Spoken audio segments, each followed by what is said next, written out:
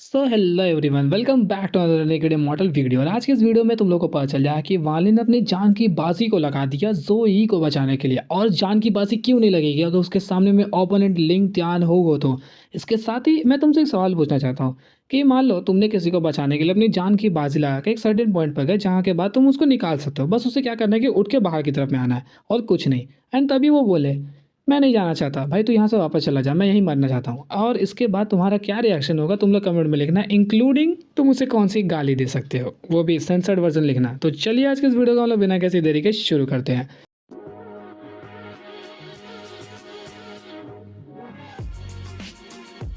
तो जैसे कि हम सभी ने लास्ट वीडियो में देखा कि किस तरीके से वालिन हम लोगों का मुलाकात होता है रेड डिवीजन के कल्टीवेटर दूध जान के साथ में, लेकिन मिस अंडरस्टैंडिंग तीनों की वजह से वहाँ पे वालिन ने उसे निपटा दिया। इंक्लूडिंग वहाँ पे वालिन हम लोगों का आगे तरफ में बढ़ता है, एक अच्छा दोस्त बनाता है जिसका नाम था मूरंग जुओ। नहीं जानते हो उसको तो तुम लोग जाकर इस वीडियो को चेकआउट कर लो, पता चल जाएगा। इसके साथ ही वालिन फाइनली पहुँच चुका था उस लोकेशन पर जहाँ पर वालिन को जोई के बारे में पता चल जाता है। वहाँ पर पहुँचने के बाद उसने थोड़ी देर कड़ी मशक्कत की एंड उसे एक गुफा नजर आई, काली घाटी की गुफा जो कि बहुत ज़्यादा अंधेरी थी, जिसके साथ वो वीडियो वहीं पे एंड हो गया। तो अब आगे वो गुफा ज़्यादा बड़ी तो नहीं थी, लेकिन वो ऑलमोस्ट 5 फीट बड़ा था जिसके अंदर से वालिन एंटर कर सकता था। एंड वालिन ने अपने डिवाइन सेंस को जब उसके अंदर में एंटर कराया था, वहाँ पे उसकी डिवाइन सेंस काफ़ी तेज़ी से वापस की तरफ में धकेल दिया गया, जिस वजह से वालिन पीछे की तरफ में टकराया था उस क्लिफ से जाके। एंड वो काफ़ी ज़्यादा वहाँ पे इंजर्ड भी हो जाता है। इसके साथ ही उसके मुंह से काफ़ी ज़्यादा खून भी निकल चुका था।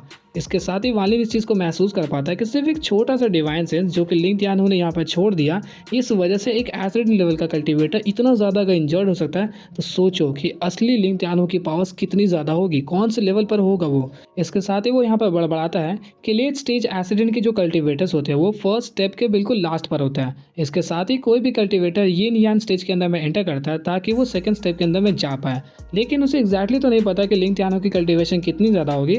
लेकिन एक बार ऑल सीड ने उसे बताया कि उसकी कल्टीवेशन ऑलमोस्ट सेकेंड स्टेप के लास्ट स्टेज पर है। मतलब निर्वाणा जो होता है वो ऑलमोस्ट 3 लेवल से बिलोंग करता है, स्राइसर, क्लीनर एंड निर्वाणा शैटरर।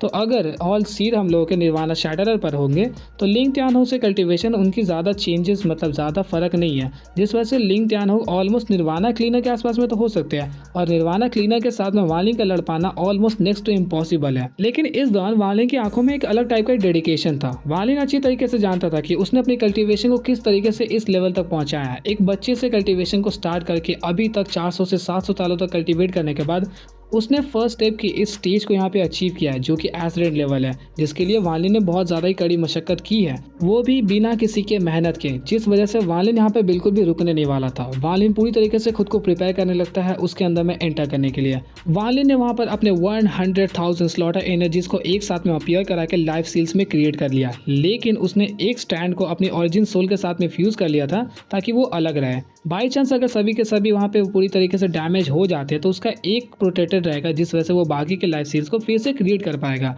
इसके साथ ही उसने अपने बैग ऑफ होल्डिंग्स के अंदर से डेविल आर्मर को निकाल लिया और अपनी बॉडी के तरफ में आसपास में पूरी तरीके से वहाँ पे एक कवर को क्रिएट कर लिया उसके अंदर से वो जो ब्लैक गैस निकलती है उसकी मदद से, जिसके बाद उसके पास में एक सेकेंड लेयर का भी यहाँ पर डिफेंस क्रिएट हो गया। इसके साथ ही उसने यहाँ पे 10 गोल्डन सिंबल्स को क्रिएट कर दिया। उसके आसपास में वो इंसेक्ट्स अभी भी फ्लोट कर रहे थे, जिस वजह से एक और पावरफुल बैरियर उसकी बॉडी के आसपास में आ चुका था। इतने से मन नहीं भरता वालिन का।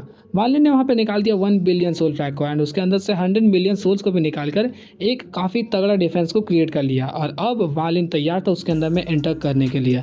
भाई बहुत मज़ा आने वाला है तुम्हें इस चैप्टर के अंदर में, बस देखते जाओ। जोई कोई ऐसा कल्टीवेटर नहीं है जिसके वालिन के साथ में कुछ ज़्यादा अच्छे रिलेशनशिप थे, गहरे रिलेशनशिप थे, लेकिन एक्चुअली में सेलेस्टियल ड्रीम में जोई ने उसके लिए जो भी कुछ किया वो वालिन के दिल के अंदर में एक गहरा छाप छोड़ के आती है। एक ऐसा आदमी जिसने एक डेड बॉडी के लिए खुद की सोल को वहाँ पे बंद कर दिया ताकि वो उसे सिर्फ देख सके। इसके साथ ही उसने वांगली को अपना एसिडेंट क्रिस्टल को गिफ्ट कर दिया उस कॉप्स को वहाँ पे सिर्फ गार्ड करने के लिए। मतलब इससे हमें पता चलता है कि वो उस कॉप्स के लिए कितना ज़्यादा ही ऑब्सेस्ड था और किस तरीके से जोई स्वॉर्ड स्पिरिट बना रेन सेलेस्टियल स्वॉर्ड का। और तो और उसका सोल रेसिडुअल जो बचा हुआ था उसके अंदर की जो भी इनफ्यूटेड थी वो पूरी तरीके से खत्म हो गई।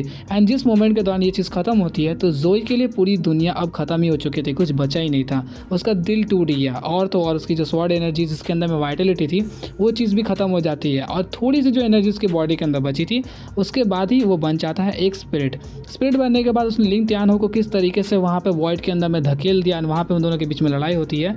एंड इस दौरान वो सिर्फ और सिर्फ एक ही चीज़ चाहता था, वो था डेथ, ताकि वो जल्द से जल्द मरे एंड उसकी दुनिया यहाँ पे ख़त्म हो जाए, क्योंकि जिसके लिए वो इतना ज़्यादा ऑब्सेस था वही नहीं रही थी।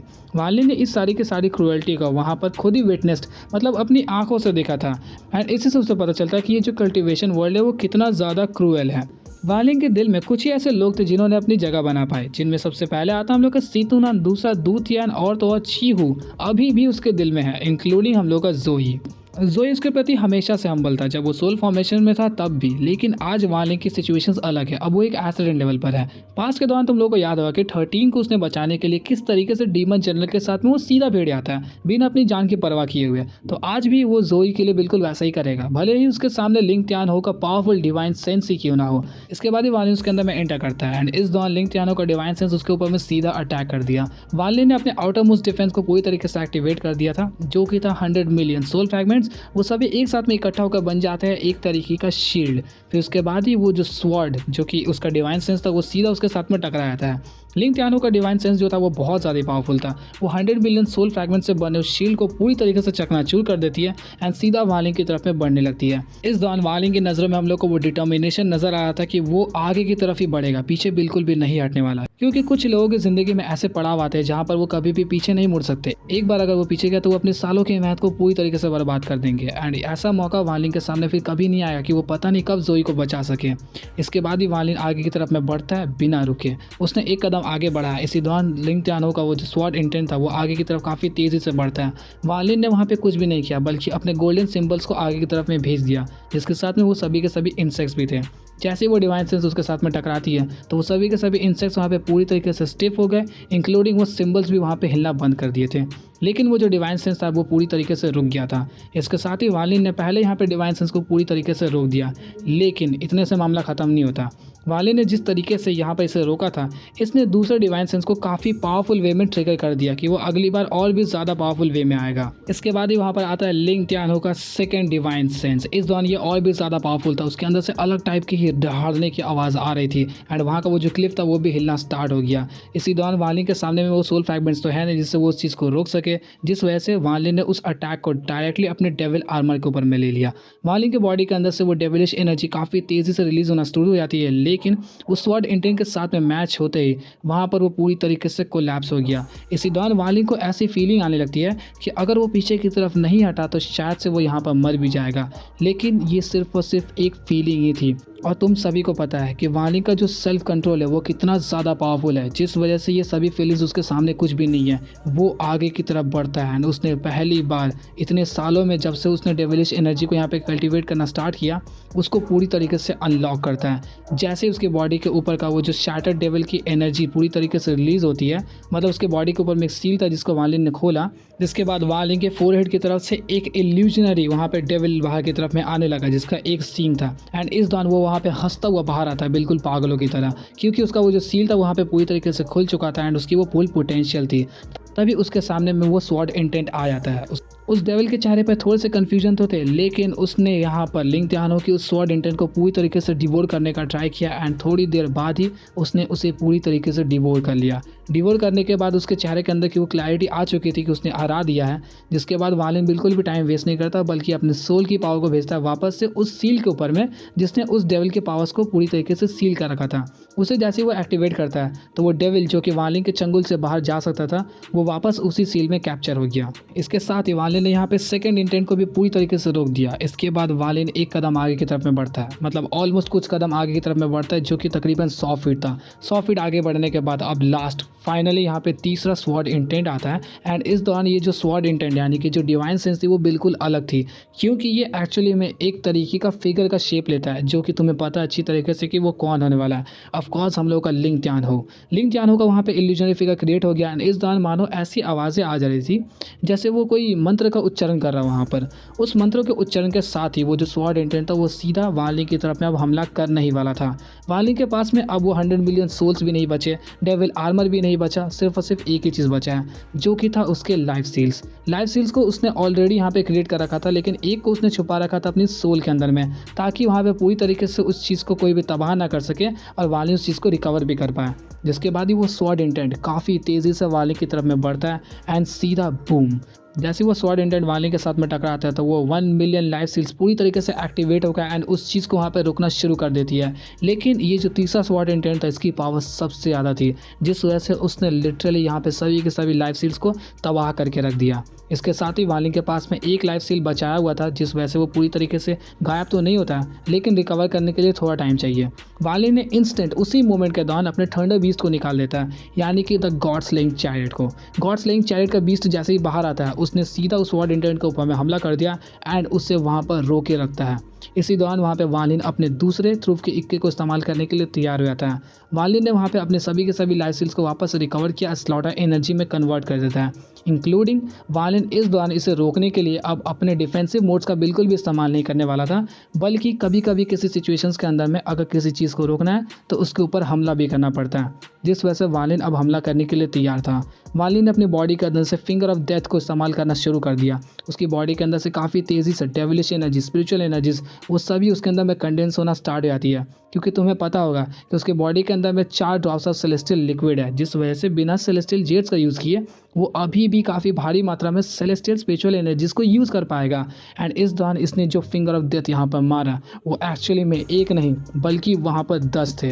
ये 10 के 10 फिंगर ऑफ डेथ काफ़ी तेज़ी से उस स्वॉर्ड इंटेंट की तरफ में बढ़ने लगे, जिससे वहाँ पर वो थंडर बीस्ट पूरी तरीके से अभी भी रोके रखा था। और वालिन यहीं पर रुकता नहीं है, बल्कि वालिन ने अपने अंडरवर्ल्ड रिवर को भी पूरी तरीके से यहाँ पे एक्टिवेट कर दिया था, जिसके साथ ही वो आगे की तरफ में बढ़ने लगा और भी कुछ स्पेल्स का इस्तेमाल करते हुए सीधा लिंग त्यानहो के ऊपर में हमला कर देता है, इंक्लूडिंग वालिन इस चीज़ को यहाँ पर ख़त्म नहीं करता, बल्कि उसने जो 1 मिलियन स्लॉटर एनर्जीज को यहाँ पे इस्तेमाल किया था, उसके अंदर में एक अभी भी कम था, जो कि उसकी ओरिजिन सोल के अंदर में है, जिसके साथ ही वो वाला भी फ्यूज़ होता है एंड एक साथ में हमला कर देता है। मतलब अब उसके पास में कोई भी ट्रूप का इक्का नहीं बचा है।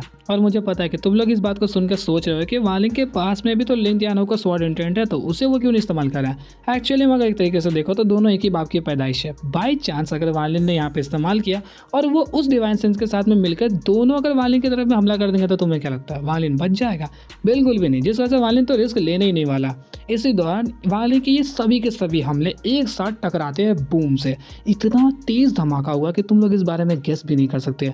एक्चुअली में वो जो वाटर डीमन सिटी के पास का वो जो हम लोगों को टाइड एबिस नज़र आता है, वो पूरा हिलना स्टार्ट हो गया, इंक्लूडिंग फायर डीमन सिटी से लेके आसपास में जो भी चारों के चारों एबिस थे, वो सभी के सभी हिलना स्टार्ट हो जाते हैं। इसी दौरान हम लोग को सीन दिखाया था फायर डीमन सिटी का, जहाँ पर ग्रीड और उसके साथ में लिंग त्यानहो के सभी डिसाइपल्स थे, उन लोगों को भी ये चीज़ महसूस होती है। उन लोगों को नहीं होती, सिर्फ और सिर्फ ग्रीड को ही होती है, क्योंकि वहाँ तक पहुँचते हुए ये जो औरत थी वो काफ़ी ज़्यादा कम हो चुकी थी। एंड वहाँ पर ग्रीड सोचता है क्या लिंग त्यानहो समय से पहले आ गया और किसी के साथ में लड़ भी लाया, लेकिन तभी उसे एहसास होता है कि ये जो औरत थी वो काफ़ी ज़्यादा कम मात्रा में थी, मतलब मे बी ये रियल लिंग त्यानहो नहीं है। इसके साथ ही यहाँ पर वो जो मू रोंग जो नज़र आता है, उसके साथ में वो 2 लड़कियाँ जो कि कॉप सेक्सी थी, इन लोगों को भी ये ऑरा यहाँ पे फील होती है, मतलब कोलिशन, एंड वो लोग काफ़ी ज़्यादा यहाँ पे चौंक गए। जो फिर जिस लड़की ने हम लोगों के वालिन के ऊपर में थोड़ा सा टैक्टिक्स लगाने का ट्राई किया, उसने जब इस चीज़ को महसूस किया ना कि यहाँ पे काफ़ी तेज़ और तगड़ा कोलिशन हुआ है और अगर बाई चांस इसे वालिन ने किया है, तो उसने अपना मन पूरी तरीके से बना लिया था कि वो वालिन से बिल्कुल पंगा नहीं लेने वाली, क्योंकि अब वो फाइनली वालिन की औकात समझ चुकी थी। और तुम्हें क्या लगता है कि ये जो रिपेल्स यहाँ से क्रिएट हुए वो सिर्फ और सिर्फ डिमोनिक स्पिरिट लैंड तक ही सीमित रह गए? बिल्कुल भी नहीं। एक्चुअली में ये प्लैनेट त्यानह्यून पर भी जाता है एंड वहाँ पर हम लोगों के लिंग त्यानहो के पास में भी इस चीज़ की फीलिंग्स आती है। वो भी अपने मन में सोचता है द स्वॉर्ड स्पिरिट सील, मतलब वो जो स्वॉर्ड के ऊपर में मैंने स्पिरिट सील लगाया था, क्या ये वही था? तभी वो अपने मन में सोचता है कि मैंने ये जो सील लगाया है, क्या कहीं उसके पास में कोई पहुंच तो नहीं ना गया? तभी वो सोचा कि अगर पहुंच भी गया होगा तो वो उसे कभी भी तोड़ नहीं पाएगा। और जहाँ तक बात रही उस स्वॉर्ड स्पिरिट की, अगर वो मरना भी चाहे तो वो सील के अंदर ही मर पाएगा, उसके बाहर कभी आ ही नहीं सकता। जिसके बाद वो वापस से अपनी आंखें बंद करके कल्टीवेशन में चला जाता है। लेकिन मामला इतने से खत्म नहीं होता। वालिन ने अपने सारे के सारे हमलों का इस्तेमाल करके फाइनली उस थर्ड डिवाइन सेंस को रोक तो दिया था, लेकिन वो अभी भी वहीं पर था। वो वापस से डिम होते होते वो फिर से जैसा था वैसा हो चुका था। इसके बाद ही वालिन देखता है कि अगर लिंग त्यानहो के डिवाइन सेंस के अंदर में इतना ज़्यादा पावर है, तो सोच लो कि अगर लिंग त्यानहो यहाँ पे पर्सनली होता तो उसके पास कितनी पावर्स होती। लेकिन ये डिवाइन सेंस अभी भी पूरी तरीके से गायब नहीं हुआ था। जिसके बाद ये वालिन के ऊपर फिर से हमला करने वाला था, तो वालिन के पास में अब कोई मौका नहीं बचा, जिसके बाद उसने निकाला उस सेलेस्टियल ब्रश को। उस सेलेस्टियल ब्रश की मदद से इस दौरान उसने यहाँ पर सिर्फ और सिर्फ 6 से 7 ही सिंबल्स को क्रिएट किया था। लेकिन इस दौरान तुम लोग सोच रहे होगे कि जब पास्ट में 20 के साथ में फाइट हो रही थी तब उसने ऑलमोस्ट 11 क्रिएट किए थे, तो यहाँ पर सिर्फ 7 ही क्यों किया? क्योंकि पिछली बार जब उसने क्रिएट किया था तब वो वहाँ पे 1 स्टोक वाला सिंबल था, मतलब 10 के 10 ही 1 स्टोक वाले थे। लेकिन यहाँ पर वालिन ने अलग अलग स्टोक्स वालों को क्रिएट किया था, जो कि ऑलमोस्ट 7 स्टोक्स तक जाती थी। इस दौरान ये जो गोल्डन सिंबल्स थी जैसे ही वहाँ पे अपीयर होती है तो वो काफ़ी तेज़ गोल्डन रोशनी रिलीज़ करना स्टार्ट कर दी, एंड जैसे ही वो सभी अपीयर होते एक साथ में इमर्ज होके इकट्ठा एक बन जाती है, जिसके साथ ही यहाँ पर इसकी जो गोल्डन रोशनी थी और भी ज़्यादा चमक गई, एंड उसने लिटरली उस पूरे टाइड एबिस के साथ साथ पूरे का पूरे वाटर डीमन सिटी तक को उजागरित करके रख दिया था। मानो जैसे कि पूरा का पूरा एक सन ही वहाँ पे क्रिएट कर दिया हो। इसके साथ ही मामला ख़त्म नहीं होता। वालिन ने अपनी बॉडी के अंदर से थोड़ी सी डिवाइन ओरिजिन सोल को बाहर की तरफ में निकाला एंड उन सभी के सभी 7 सिंबल के साथ में मर्ज भी कर दिया था, जिस वजह से इसकी पावर्स और भी ज़्यादा बढ़ जाती है। एंड इस दौरान वालिन के पास में एक एक्सेस था, एंड इस दौरान ये सभी के सभी सिंबल्स मानो ऐसे बन चुके थे कि वो पर्सनली वालिन की कॉपीज़ हो, और इसी ओरिजिन सोल की मदद से वालिन उन्हें अच्छी तरीके से कंट्रोल भी कर पाता है। एंड अब ये था फाइनल ब्लो, जिसके साथ ही ये सिंबल और वो जो लिंक त्यानो का स्वॉर्ड इंटेंट था ये दोनों आपस में टकराते हैं। फिर से काफ़ी तेज़ वहाँ पे धमाका होता है, स्ट्रेंज रिपल्स क्रिएट होते हैं, एंड इस दौरान पूरा का पूरा वाटर डीमन सिटी हिलना स्टार्ट हो जाती है, इंक्लूडिंग पीपल। वहाँ पे जो आम नागरिक थे वो लोग भी चीज़ को महसूस कर पाते हैं। लेकिन इस हमले के बावजूद भी वो सारे के सारे सिंबल्स वापस से शैटर होकर अलग हो गए, लेकिन वो जो स्वॉर्ड इंटेंट था वो वहाँ पे डिम होता है, पूरी तरीके से गायब नहीं। जैसे ही वो थोड़े से गायब होने के लक्षण दिखाता है वो वापस से क्रिएट हो जाता है लिंक त्यानो के अंदर। एंड इस दौरान यहाँ पे वालिन के पास में कोई मौका नहीं बचा, जिस वजह से वालिन ने इन सभी के सभी सिंबल्स का इस्तेमाल किया उसको ट्रैप करने के लिए। इस दौरान तक वालिन की जो ओरिजिन सोल उन सभी के सभी सिंबल्स के अंदर थी वो काफ़ी भारी मात्रा में डैमेज हो चुकी थी, और किसी भी कल्टिवेटर के लिए ओरिजिन सोल का डैमेज हो पाना बहुत ज़्यादा बड़ा नुकसान हो सकता है। लेकिन वालिन पूरा रिस्क लेने को तैयार था। ये सभी के सभी सिंबल्स वापस से वहाँ पे कंडेंस होते हैं, एंड उसने काफ़ी तेज़ी से घेरते हुए उस स्वॉर्ड इंटेंट को वहाँ पे पूरी तरीके से ट्रैप कर दिया। वो उसे ज़्यादा देर तक वहाँ पर ट्रैप तो नहीं कर सकती थी, लेकिन अपने हद तक जितना देर कर पाएगा उतना देर वो करता ही है। इसके बाद वालिन आगे की तरफ में बढ़ता, उसके कपड़े पूरी तरीके से फट चुके थे, उसके मुंह से लिटरली 5 बार यहाँ पे खून निकला और वो बहुत ज़्यादा ही इंजर्ड था। जिसके बाद वालिन जैसे आगे की तरफ बढ़ता है तो उसे एक सीन नज़र आया जहाँ पर एक पर्पल आदमी जिसके दोनों हाथ ऊपर की तरफ बंधे हुए थे, सर नीचे की तरफ, एंड नीचे से काफ़ी तेज़ी से पर्पल ऑरा उसकी बॉडी के अंदर में कंडेंस होती जा रही थी। और ये आदमी कोई और नहीं था बल्कि जोई था। जोई के नीचे में तकरीबन 30 फीट बड़ा एक फॉर्मेशन को क्रिएट किया गया था, जिसके अंदर में 4 स्वॉर्ड्स थे। चारों स्वॉर्ड्स के अंदर से काफ़ी तेज टेरिफाइंग ऑरा रिलीज हो रही थी, इंक्लूडिंग उनके ऊपर में एक गोल्डन कलर का फिस्ट बॉल था जिसके अंदर से लाइट भी एमिट होती है। वो चारों स्वॉर्ड्स वहाँ पे एक साथ में गोल्डन लाइट को रिलीज़ करते थे, जो कि एक जगह पे इकट्ठा हो रही थी, इंक्लूडिंग उन्हीं के नीचे से वो पर्पल लाइट्स रिलीज़ हो रही थी, जो कि जोई की बॉडी को धीरे धीरे करके वहाँ पे खोखला कर रही है या फिर किसी तरीके से डैमेज कर रही है, और वो पर्पल बनते आ रहा है। उसकी पूरी बॉडी पर्पल थी, सिर्फ उसके आईब्रोज के बीच में थोड़ा सा गोल्डन लाइट चमक रहा था। तभी हमें पता चला कि लिंक त्यानो ने पर्सनली इस फॉर्मेशन को क्रिएट किया है, जिसका नाम है celestial refining demon transformation formation. यहाँ पर हमें पता चलता है कि लिंक त्यानो ने 4 छोटे छोटे स्मॉल वर्ल्ड्स को एक तरीके से रिफाइन करके 4 स्वॉर्ड्स में बना दिया था, और ये जो चारों स्वॉर्ड्स है वो उन्हीं के प्रोजेक्शन है, इंक्लूडिंग ये जो पर्पल लाइट हम लोग को नीचे से नजर आ रही है, ये एक्चुअली में डिमोनिक ऑरा है, जो कि वाटर डीमन सिटी के सोल रेमिनेंट से आ रही है। तुम्हें पता होगा कि सब डीमन सिटी वालों के पास में अपने ही एंशिएंट डीमन के सोल रेमिनेंट है, तो ये एक्चुअली में वाटर डीमन सिटी के एंशिएंट डीमन का था।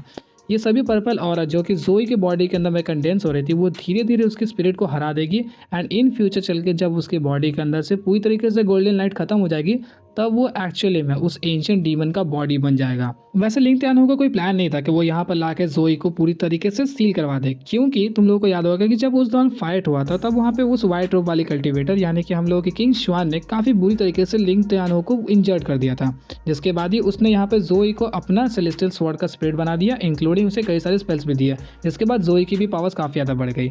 ऑलरेडी यहाँ पर लिंक त्यानो उस प्रिंट की वजह से काफ़ी ज़्यादा वहाँ पे इंजर्ड हो चुका था, लेकिन फिर भी जब उसे रेन सेलेस्टियल स्वॉर्ड मिला तब वो उसे पूरी तरीके से अपनाना चाहता था। एंड इस दौरान तक यहाँ पे जोई जब उसका स्वॉर्ड स्पिरिट बन चुका है तो वहाँ पर लिंक त्यानो उस स्वॉर्ड को निकाल भी नहीं सकता, क्योंकि अगर वो उसे निकालता तो जोई उसे पूरी तरीके से कंट्रोल कर पाता। एंड यहाँ पर जोई की पावर्स बढ़ चुकी थी और उस सेलेस्टियल स्वॉर्ड की मदद से वहाँ पे आराम से वो लिंक त्यानो को हरा भी सकता था। इतनी ज़्यादा मार खाने के बाद लिंक त्यानो के लिए काफ़ी ज़्यादा शर्मनाक बात हो चुकी थी, तो अब वो करे क्या उसे समझ नहीं आता।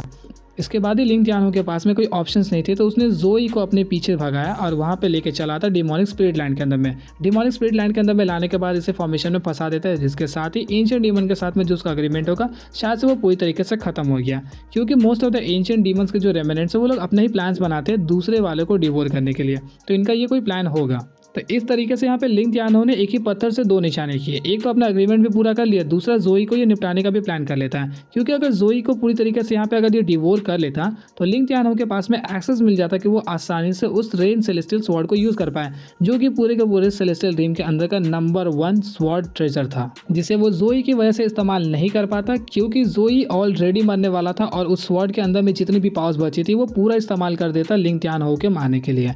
उस दौरान जब तिंगर पूरी तरीके से यानी कि हम लोगों की किंग शुआन पूरी तरीके से गायब हुई, तो वहाँ पर जोई ऑलरेडी टूट चुका था, उसका दिल मर चुका था, जिस वजह से अब वो नहीं चाहता था कि वो जिंदा रहे, और उस मौके के दौरान वो लिंग जियानो को जिंदा छोड़ दे, ऐसा तो हो नहीं सकता। इसके बाद ही वालिन वहाँ पे जाके फाइनली वहाँ पे जोई को बुलाता है। जोई ने जैसे उसकी आवाज़ें खोली तो उसके आंखों के अंदर में कन्फ्यूजन था थोड़ा सा, और वो जैसे आगे की तरफ देखता तो वो वालिन को देख के बस एक ही बात बोला, चले जाओ यहाँ से, तुम यहाँ मत रुको। इसको सुनकर वालिन वहाँ पे बहुत ज़्यादा मतलब थोड़ा फ्रस्ट्रेशन टाइप का हो गया कि मतलब इतनी मेहनत से मैं इसे बचाने के लिए आया, यहाँ पे ये मुझे जाने के लिए कह रहा है। जिसके बाद वालिन ने बोला कि तुम्हारा दिल ऑलरेडी मर चुका था, शायद मुझे यहाँ आना ही नहीं चाहिए। जिसके बाद यहाँ पे जोई ने रिप्लाई किया कि हाँ, मेरा दिल उसी दिन मर चुका था जिस दिन तिंगर मुझे छोड़ के चली गई। इसके बाद वालिन ने वहाँ पर पूरा मन बना लिया था कि अब वो वहाँ से वापस जाएगा। जिसके बाद वो जैसे एग्जिट की तरफ में जा रहा था, उसी दौरान उसके दिमाग में कुछ चला एंड उसने उस पगोड़ा को बाहर निकाला। पगोड़ा को बाहर निकालने के बाद वो जोई की तरफ में बढ़ा देता है एंड कहता है कि तुमने मुझे बोला था इसका ध्यान रखने के लिए, और मैंने काफ़ी दिनों से रख दिया। इस चीज़ को सुनकर जोई ने बस वहाँ पर एक ही शब्द बोला, जो कि था तिंगर। लेकिन इसी दौरान वालिन के मन में यहाँ पे कुछ और आता है एंड उसने फाइनली यहाँ पे रियलिटी खोल के रख दी। उसने बताया कि इसका नाम तिंगर नहीं बल्कि किंग शुआन है एंड ये एक्चुअली में सेलेस्टियल एम्परर किंग लिन की बेटी है। इस चीज़ को सुनकर जोई की आंखें वहाँ पे खुली की खुली रह गई। इंक्लूडिंग यहाँ पे वालिन ने यह भी बताया कि शायद से सेलेस्टियल एम्परर किंग लिन अभी भी जिंदा है एंड कहीं पर क्लोज डोर कल्टिवेशन में है। तो इस बात को सुनकर जोई का पूरा होश वहाँ पे संभल जाता है। जिसके बाद उसके मन में बस एक ही प्लान चला कि अगर बाई चांस वो सेलेस्टियल एम्परर किंग लिन को ढूंढ लेता है तो यहाँ पर शायद से वो अपनी बेटी को वापस से जिंदा कर दे या फिर उठा दे। इस चीज़ को सुनते उसके मन में एक आशा आ चुकी थी।